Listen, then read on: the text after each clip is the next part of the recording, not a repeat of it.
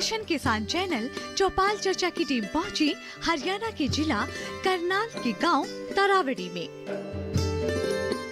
नमस्कार, आप देख रहे हैं दूरदर्शन किसान कार्यक्रम चौपाल चर्चा में आप सभी का स्वागत है। मैं हूं ज्योत्सना टंडन। चौपाल चर्चा एक ऐसा कार्यक्रम है जिसमें हम सरकार द्वारा चलाई जा रही योजनाओं के बारे में चर्चा करते हैं, जानने समझने की कोशिश करते हैं कि हमारे किसान भाई बहन उन योजनाओं की कितनी जानकारी रखते हैं और उनका कितना लाभ ले पा रहे हैं। आज हम आप पहुंचे हैं हरियाणा के करनाल जिले के तरावड़ी गाँव में और आइए चलते हैं गाँव की चौपाल में।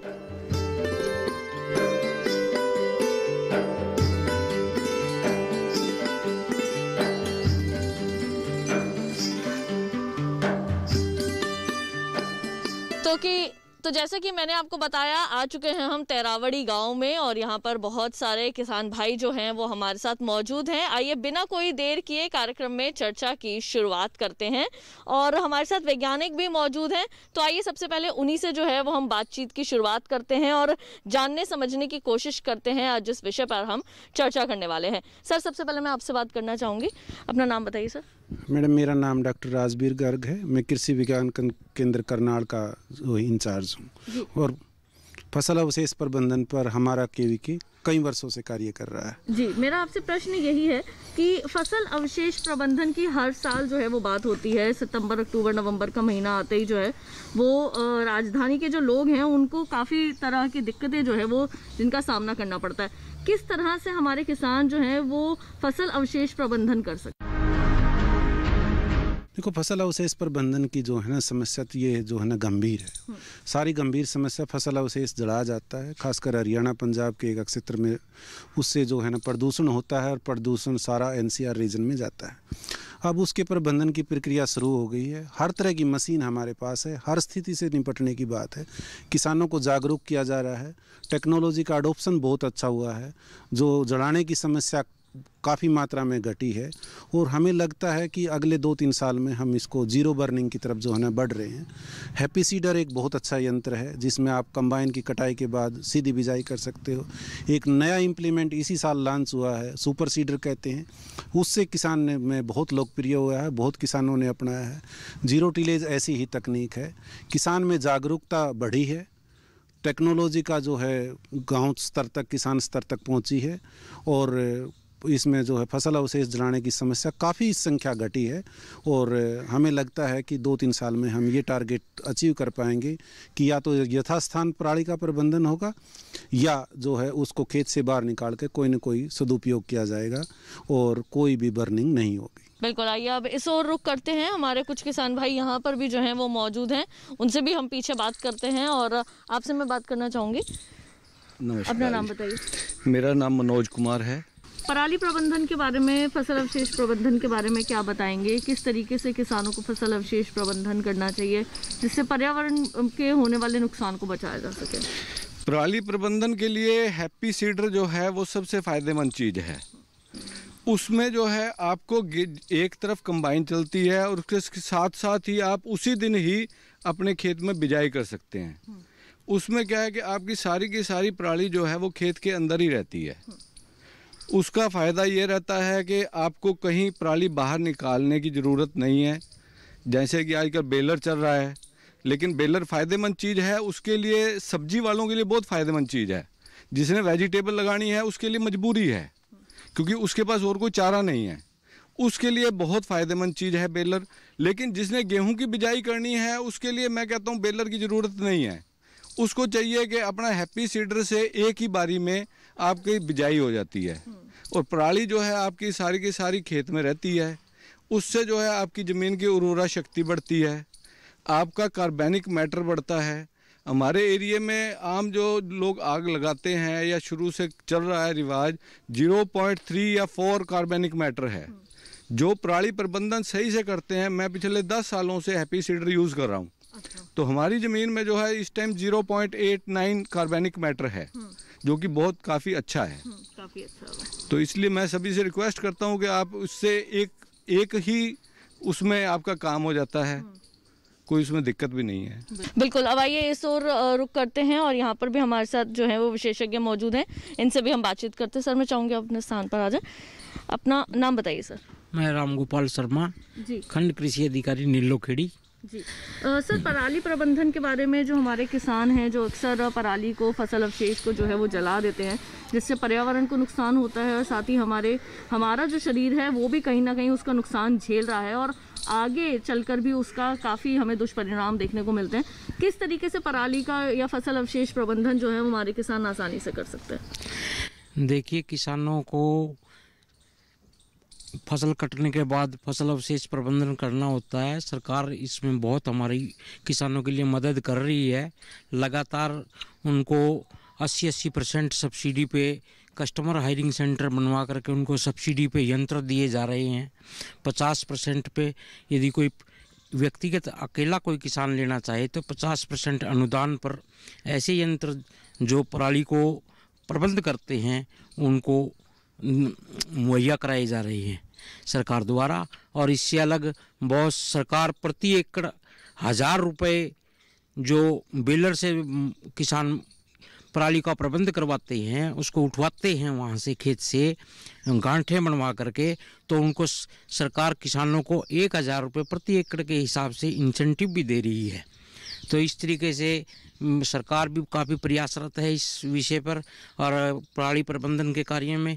और लगभग नीलोखेड़ी में अभी तक आज तक हमारे पास 60 किसानों ने आवेदन दिया है और लगभग 4 लाख रुपए, मतलब लगभग 800 एकड़ के आसपास हमारा एरिया की आज तक का हमारे पास किसानों के आवेदन आ चुके हैं कि उन्होंने 800 एकड़ का पराली प्रबंधन का कार्य गांठें बनवा करके उन्होंने अलग अलग फैक्ट्रियों में बेच दिया है। तो वो पैसा सरकार 1000 रुपये प्रति एकड़ के हिसाब से किसानों को देगी। ऐसे ही हमारा सारे करनाल डिस्ट्रिक्ट में सारा हिसाब लगा करके सरकार उनको ये पैसा देगी। तो सरकार भी प्रयासरत है और सरकार कोशिश भी कर रही है। सरकार समय पर जिस समय ये अपना जीरी लगती है, जिस टाइम धान लगता है उसी समय से ट्रेनिंग कैंप शुरू करवा देती है। विलेज लेवल पर सभी किसानों को जागरूक करना शुरू कर देते हैं और गांव-गांव पर बुनियादी भी कराई जाती है कि भाई पराली में आग नहीं लगानी है, इससे प्रदूषण तो हो ही रहा है, लोगों को के स्वास्थ्य पे भी बुरा असर पड़ रहा है, सॉइल का जो टेक्सचर भी बिगड़ रहा है, सॉइल के अंदर जो सूक्ष्म तत्व हैं, सूक्ष्म जीव हैं, बहुत वो सभी का नुकसान हो रहा है। तो उसके कंट्रोल के लिए और उन स्वास्थ्य मिट्टी के स्वास्थ्य को, मिट्टी की ताकत को बढ़ाने के लिए और इस पराली को खेत में मिला करके मिट्टी की उपजाऊ शक्ति को बढ़ाने के लिए सरकार बार बार, मतलब सरकार का 2 उद्देश्य हैं इसमें। एक तो मिट्टी की उत्पादन क्षमता को बढ़ाने के लिए और साथ साथ पराली का प्रबंधन करने के लिए सरकार 2 दिशा में एक काम कर रही है।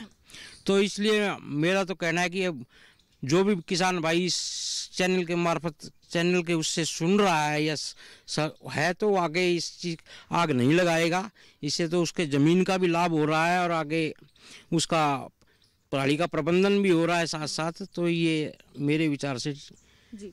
हाँ जी। तो कार्यक्रम में चर्चा की शुरुआत करते हैं, लेकिन सबसे पहले देखते हैं ये विशेष रिपोर्ट।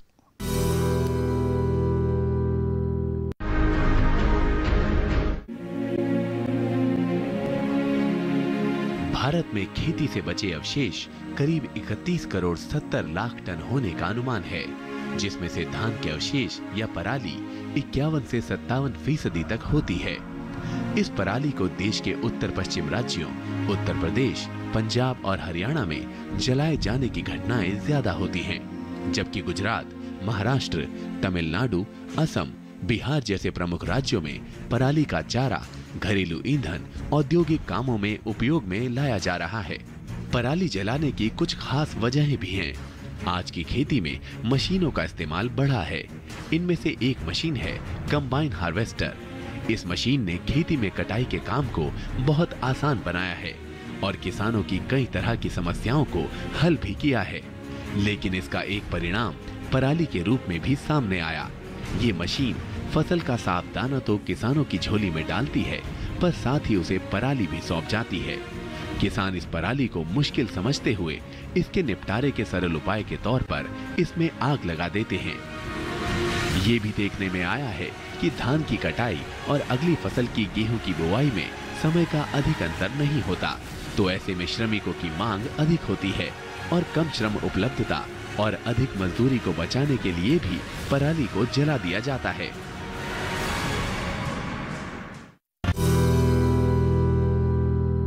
कार्यक्रम में वक्त हो चला है एक छोटे से ब्रेक का। जल्द लौटेंगे वापस और कार्यक्रम को आगे बढ़ाएंगे। आप देखते रहिए दूरदर्शन के साथ।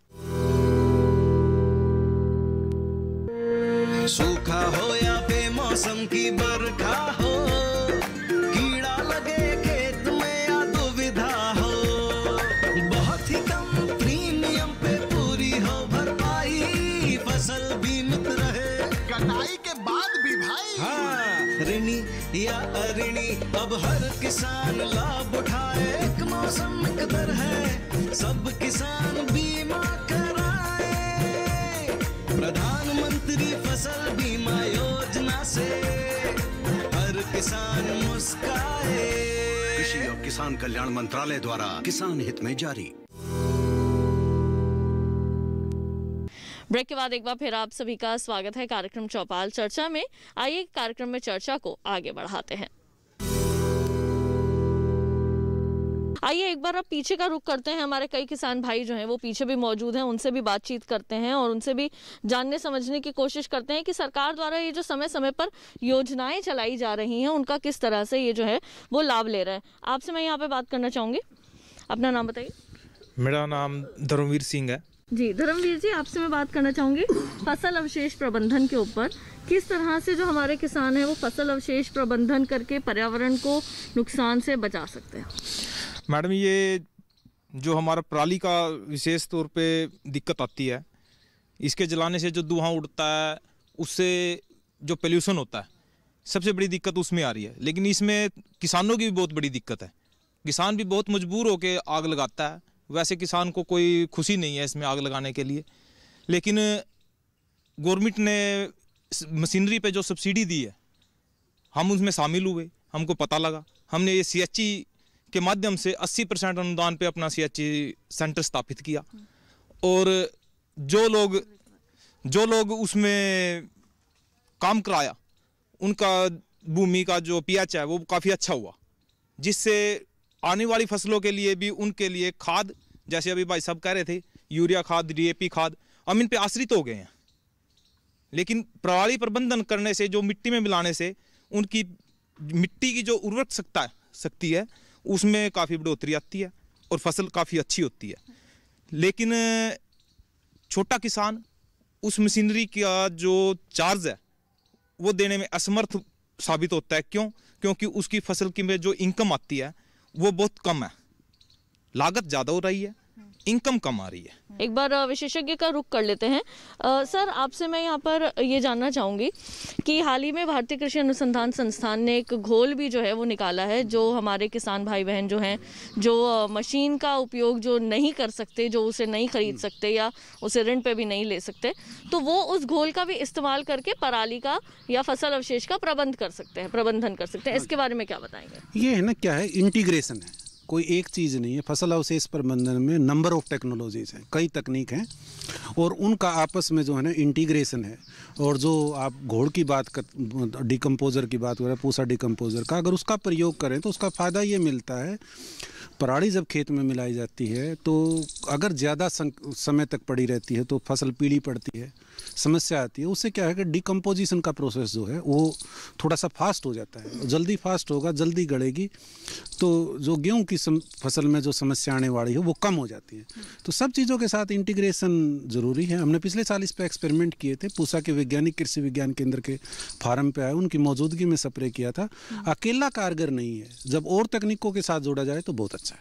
आपसे मैं यहाँ पर बात करना चाहूँगी, अपना नाम बताइए सर। रवि वर्मा। जी रवि जी, आपसे मैं जानना चाहूँगी फसल अवशेष प्रबंधन के बारे में। किस तरीके से हमारे जो किसान हैं उन्हें फसल के जो अवशेष बच जाते हैं उनका प्रबंधन कैसे करना चाहिए? फसल अवशेष के बारे में तो मैं सबसे पहले ये कहना चाहूँगा कि ज़मींदार अपनी फसल को जलाता क्यों है। सबसे पहले हमें ये चीज़ समझनी पड़ेगी, उसकी कोई मजबूरी होती है, कोई ना कोई कारण है कि वो उसे ये जलाना पड़ता है, और एक इसके जलाने का पर्टिकुलर टाइम पीरियड है। जो फसल अवशेष जलाए जाते हैं वो 1 सितंबर से लेके 1 अक्टूबर के बीच में जलाया जाता है, जिसमें सबसे मेन आती है आपकी परमल जीरी का अवशेष जलाया जाता है जो कंबाइन से कटती है, या फिर आपकी 1509 जीरी का अवशेष जलाया जाता है जो वो भी कंबाइन से कटती है। आपकी बासमती 11-21 जो हाथ से कटती है उनका अवशेष नहीं जलाया जाता, उनकी परालियों को तो बल्कि पशु को खिलाया जाता है। लेकिन उस टाइम पीरियड में जलाने के कई कारण हैं। सबसे मेन कारण ये होता है कि जो जमींदार अपनी 1509 काटता है वो उसके आग लगाता है, आग लगाने के बाद क्या करता है, उसके अंदर बिजाई करता है अपनी सब्जी की, जो जल्दी उसको, ताकि ज़्यादा जल्दी वो तैयार करके अपनी सब्जी और मार्केट में अच्छे भाव में बेच सके। उसमें वो पेस्टिसाइड का सबसे ज़्यादा इस्तेमाल करता है जो बहुत गलत है। कीटों का प्रबंधन किस तरह से अगर किसी फसल में लग जाता है, गेहूं की फसल में लग जाता है, तो किस तरीके से कर सकते हैं? देखिए, मैं किसान भाइयों को आपके चैनल के माध्यम से बताना चाहूँगा कि धान की फसल में 3 तरह की तना छेदक सुंडियों का प्रकोप होता है। येलो स्टेम बोरर बोलते हैं पहली को, दूसरी को सफ़ेद सुंडी वाइट स्टेम बोरर, तीसरी है गुलाबी सुंडी। पहली 2 सुंडियों का प्रकोप मई, जून, जुलाई और अगस्त के महीने में ज़्यादा होता है। गुलाबी सुंडी का प्रकोप सितंबर और अक्टूबर के महीने में ज़्यादा होता है। जैसे ही धान की फसल की कटाई होती है, कटाई के बाद गुलाबी सुंडी का प्रकोप अगली फसल की बिजाई गेहूं की होती है तो गेहूं में भी चला जाता है। और जिन खेतों में फसल अवशेष का प्रबंधन किया है उन खेतों में कुछ ज़्यादा प्रकोप मिलता है। किसानों को इस कीड़े के से घबराने की ज़रूरत नहीं है। काफ़ी सालों से इसका प्रकोप कुछ न कुछ प्रकोप है, परंतु कई किसान भाई इससे घबरा के स्प्रे करने लग जाते हैं। दूसरा, किसान को ध्यान रखना है कि इन सुंडियों का प्रकोप पैचेज में मिलता है, छोटी छोटी टुकड़ियों में मिलता है। अगर किसी पैच में है, पूरे एकड़ में पूरे उसमें स्प्रे करने की बजाय उन छोटी छोटी टुकड़ियों में इन कीटनाशकों का प्रयोग कर सकते हैं। परंतु स्प्रे करना है किसान को अगर उसमें 5% से ज़्यादा कीट का प्रकोप है। आपसे मैं यहाँ पर बात करना चाहूँगी, अपना नाम बताइए। मेरा नाम रणदीप है जी। रणदीप जी, आपसे मैं पूछना चाहूँगी फसल अवशेष प्रबंधन के बारे में, किस तरीके से आप अपने खेतों में फसल अवशेष का प्रबंधन करते हैं? देखिए मैडम, पहले एक मैं बात आपको बता देना चाहता हूँ कि पोल्यूशन के लिए सिर्फ फसल अवशेष ही जिम्मेवार हैं या हमारा किसान को ही सीधा टारगेट किया जा रहा है, ऐसा नहीं है। सिर्फ 1 महीना जो धान का हमारा होता है उसके अंदर किसान अपनी फसलों को आग लगाता है। चलो वो भी गलत बात है, हम उसका खंडन करते हैं, ऐसा करना नहीं चाहिए। और बहुत से किसानों ने आपकी बार किया भी है, आग नहीं उन्होंने अपने खेतों में लगाई, और आने वाले टाइम में वो इसको बिल्कुल भी बंद कर देंगे। हमारी भी कोशिश है, हमारे जो साइंटिस्ट बैठे हैं उसके वो नए नए विकल्प हमारे को बता रहे हैं, और किसान उसको करेगा। वो अपने ऊपर ये लांछन नहीं लगने देगा कि वो आग लगाता है। लेकिन इसके अलावा ऐसी और भी बहुत पोल्यूशन के कारक हैं, इतनी इंडस्ट्री हैं, इतने हमारे यहाँ राइस मिल हैं जो इतना पोल्यूशन, वायु प्रदूषण भी करते हैं, पानी को भी खराब करते हैं। हमने कभी ऐसे उनके खिलाफ तो कोई मुहिम देखी नहीं। सिर्फ किसानों के लिए इतना हुआ मचा हुआ है कि दिल्ली तक किसानों ने पोल्यूशन कर दिया, वहाँ तक पोल्यूशन कर दिया। हम चाहते हैं पोल्यूशन को सिमिलर लेके चलो सभी के, चाहे वो राइस मिलर है या वो कोई इंडस्ट्री है, सभी को टारगेट किया जाए, सभी को समझाया जाए। किसानों को सीधा ब्लेम करना इस बारे में बिल्कुल गलत है। और किसान तो इसको भी ठीक कर देंगे, इसको ठीक कर देंगे किसान। अभी बैठे हैं, हमारे यहाँ आंकड़े भी हैं कि कितना ठीक हुआ है, आने वाले टाइम में और भी ठीक होगा। तो कार्यक्रम में चर्चा की शुरुआत करते हैं, लेकिन सबसे पहले देखते हैं ये विशेष रिपोर्ट।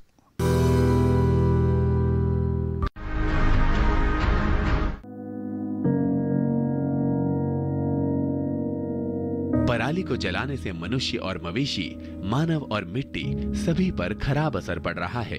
कई अध्ययनों से ये बात सामने आई है कि इससे कई तरह के जीवों के जीवन को नुकसान पहुंच रहा है। इनमें ऐसे जीव भी हैं जो खेती के लिए लाभकारी होते हैं। पराली जलाने से ग्रीन हाउस गैसें निकलती हैं। ये गैसें धरती का तापमान बढ़ाती हैं, जिसके प्रभाव से आने वाले समय में खेती ही नहीं, मनुष्य का जीवन भी बदल सकता है। पराली जलाने से मिट्टी की सेहत पर बुरा असर पड़ता है। जहां पराली जलाई जाती है वहां की मिट्टी काली पड़ जाती है और उसमें मौजूद पोषक तत्वों पर अधिक तापमान का खासा असर देखा गया है। इसका असर ये हो सकता है कि अगली फसल के लिए जरूरी पोषक तत्व मिट्टी में नहीं होंगे, जिससे कुल उत्पादकता में कमी आ सकती है।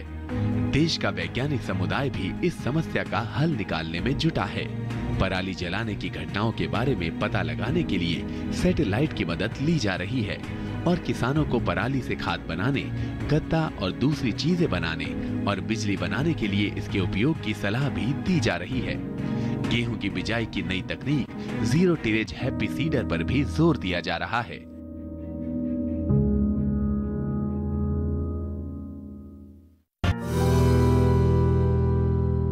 कार्यक्रम में वक्त हो चला है एक छोटे से ब्रेक का। जल्द लौटेंगे वापस और कार्यक्रम को आगे बढ़ाएंगे। आप देखते रहिए दूरदर्शन के साथ। किसान भाइयों गांठ बांध लो, गांठ बांध लो, बात बहुत है काम की, समृद्धि के पैगाम की। मिट्टी के मिजाज को समझो, मिट्टी के हर राज को समझो, मिट्टी की तुम जांच कराओ, मुफ्त सॉइल हेल्थ कार्ड ले जाओ। कभी मुनासिब बीज लगाओ, सही किस्म की खाद ले आओ, जितनी जरूरी उतनी डालो, सही मात्रा खुद पहचानो, इसको अपना मंत्र बना लो, मिट्टी की सेहत को जानो। बात बहुत है काम की, कम लागत अधिक वरदान की। किसान भाइयों गांठ बांध लो, आज ही मिट्टी की जांच कराएं, राज्य सरकार के कृषि अधिकारी से संपर्क करें और मुफ्त में सॉइल हेल्थ कार्ड पाएं। कृषि और किसान कल्याण मंत्रालय द्वारा किसान हित में जारी। ब्रेक के बाद एक बार फिर आप सभी का स्वागत है कार्यक्रम चौपाल चर्चा में। आइए कार्यक्रम में चर्चा को आगे बढ़ाते हैं। आपसे मैं बात करना चाहूँगी, अपना नाम बताइए। मेरा नाम ईश्वर सिंह है। मैं मतलब हार्वेस्टर पे जो ये पीछे SMS सिस्टम लगा हुआ है ना, उसकी वजह से मतलब किसानों को बहुत परेशानी आती है कि भाई वो रेट नहीं दे पाते उसका। उसमें हार्वेस्टर का भी डीजल ज़्यादा लगता है और जो किसान से जो वो रेट लेते हैं ना, जैसे 2500 या 2000 नहीं दे सकते वो, उसमें डीजल मतलब ज़्यादा लगता है इसमें SMS सिस्टम में। तो आप इसके लिए क्या क्या समस्या है आपकी, क्या कहना चाहते हैं? इसके लिए ये समस्या है कि भाई उसका कुछ ऐसा सिस्टम करे कि भाई किसानों पे भी जोर ना पड़े और ना हार्वेस्टर वाले पे जोर पड़े, ये आराम से मतलब दोनों का लेवल बना रहे उसमें। फसल अवशेष प्रबंधन के बारे में क्या बताना? मैं तो पराली को निकाल के जो उसको कंपोस्ट खाद बनाता हूँ, उसको अपनी कुर्डी में डाल देता हूँ और पशु है मेरे पास, पूरा साल उसके ऊपर गोबर डाल देता हूँ। वो डलता रहता है, साल के बाद वो सारा खाद के रूप में मुझे मिल जाता है और मेरे खेतों की अच्छी क्षमता है। अच्छी ऑर्गेनिक खेती करता हूँ मैं। ऑर्गेनिक खेती करता हूँ, सब्जी वगैरह भी लगाते हैं और टाइम से लगाते हैं हम। ये नहीं कोई जल्दबाजी नहीं करते, क्योंकि किसान अक्सर जल्दबाजी कर देता है। जैसे जीरी लगाई, जल्दबाजी की। सरकार का टाइम तो है 10वें महीने की 1 तारीख को लेने का, फसल वो 9वें महीने की 15 तारीख को तैयार कर लेता है। फिर दोष सरकार का, वो भी गलत है, किसान का काम गलत है। वो जल्दबाजी क्यों कर रहा है? उसको समय पर करे। आंदोलन करता है, क्यों कर रहा है भाई आंदोलन? तो सरकार पे आंदोलन करे कि मेरे को 15 दिन पहले खरीद करे मेरी, या सरकार के हिसाब से चलो, या सरकार से अपनी जायज मांगो। ये जो आंदोलन चल रहा है ये हरियाणा पंजाब के लिए तो ठीक नहीं है। ये बिहार, उत्तराखंड, उधर के लिए ठीक है। उधर मंडियाँ नहीं है, यहाँ तो सारी व्यवस्था है, मंडी भी है, आड़ती भी है, सारा काम है यहाँ पर। तो यहाँ इस चीज़ की तो जरूरत नहीं थी। ये MSP वगैरह की कानून जो बनाया है, इसकी मेरे हिसाब से तो व्यवस्था थी नहीं। जो ज़रूरत थी वो ज़रूरत किसान को ये थी कि वो अपनी डिमांड रखे भी 15 तारीख 9वें महीने को मेरी फसल ली जाए। जब मेरे को 15 जून से पहले जीरी नहीं लगाने देते तो आप भी बॉन्ड लो, हमको बॉन्ड करते हैं भी आप 15 तारीख से पहले नहीं लगाएंगे, तो आप भी बॉन्ड हो, सरकार भी बॉन्ड हो कि हमारी 15 दिन पहले ले। जी, हमारा भी यही प्रयास रहता है कि आप सभी की जो समस्याएं हैं वो बिल्कुल समय रहते ही जो सरकार है उन तक पहुंचाने का पूरा प्रयास करें, जिससे कि प्रशासन तक आपकी बात पहुंचे और आपकी समस्याओं का जो है वो समाधान हो सके। आपसे मैं यहाँ पर बात करना चाहूँगी। सर, अपना नाम बताइए। राम सिंह मेरा नाम है। जी, राम सिंह जी, फसल अवशेष प्रबंधन के बारे में क्या बताना चाहेंगे? देखिए, ये एक नया शब्द किसानों को आया भी, फसल अवशेष प्रबंधन। कृषि का प्रबंधन आया था, बीज बोने का प्रबंधन आया था। ये अवशेष वाली जो समस्या है ये एक नई बात है। जो भी फसलों के अवशेष हैं उनका चारे में अक्सर हजारों सालों से या जब से बड़े प्रयोग होता चला आया है, वो किसी पशु पक्षी के खाने के काम आते थे। ये पहले बारी है कि ये वेस्टेज में ये इतना बड़ा पदार्थ, इतना बड़ा अवशेष, एक धान की फसल, इसको लगभग 2/3 देश तो चारे में प्रयोग करता है।